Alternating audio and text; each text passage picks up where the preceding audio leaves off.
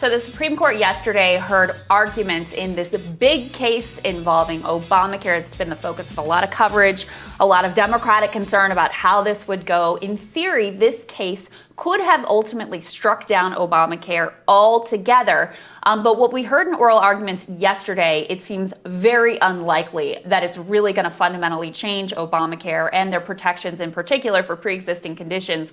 The thing that people noticed was both Roberts, but more specifically Kavanaugh, of course, two conservative members of the court, seem very skeptical of the claims. And Kavanaugh in particular said, looking at our this is very legalese, but looking at our severability precedents, it does seem fairly clear that the proper remedy to this case would be to sever the mandate provision and leave the rest of the act in place, the provisions regarding pre-existing conditions and the rest. So Kavanaugh basically coming out and saying, not buying it. Yeah, let's sever the mandate provisions, but leave the rest of it in place, which means effectively no change to Obamacare, since the Trump administration already basically got rid of the mandate, made it zero. Exactly. So look, they already zeroed out the individual mandate in the tax bill. It means they're going to preserve the overall legal structure of Obamacare. I have several friends in the conservative legal movement who believe that this will be a 9-0 case. And for a specific, just kind of like screw you to Joe Biden and to the Democratic Party, Amy Coney Barrett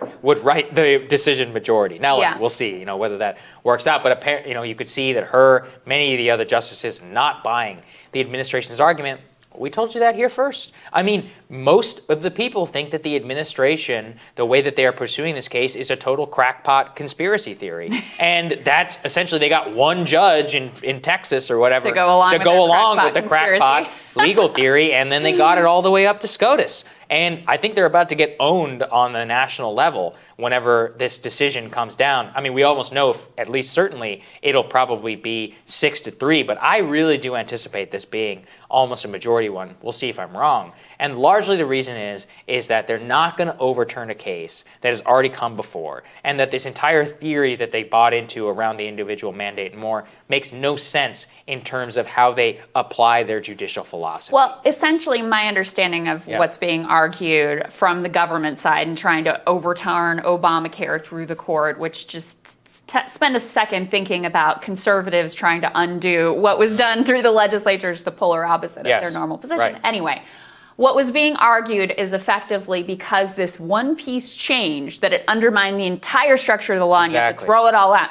Can you imagine if they actually ruled that way, how many things that would apply to? I mean, this happens all the time when laws are passed and then little tweaks come in after the fact. So this could have potentially massive, ridiculous ramifications ultimately, and it seems like the court is viewing it through that, relatively rational and common sense lens. I'd say the Trump administration was ridiculous and quite foolish politically for pursuing this. Incredibly. Because Democrats have been hitting them with it over and over and over again. I don't think it's crazy to say that this one thing was a major detriment to President Trump's reelection chances. Certainly the continuing attacks on the protections of pre-existing conditions were a major factor in the 2018 midterm elections.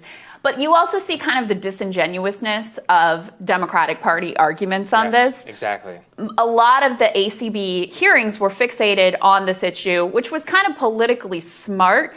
But now, if she comes out and writes the opinion, or if it's just, easily batted away, which is what looks like is going to happen by the court, all their scaremongering about the court feels a lot less dire. I think there is a lot of good reason to be concerned now about the makeup of the court, and especially their view of corporate power in particular, as we get into this era where we really need some aggressive antitrust enforcement.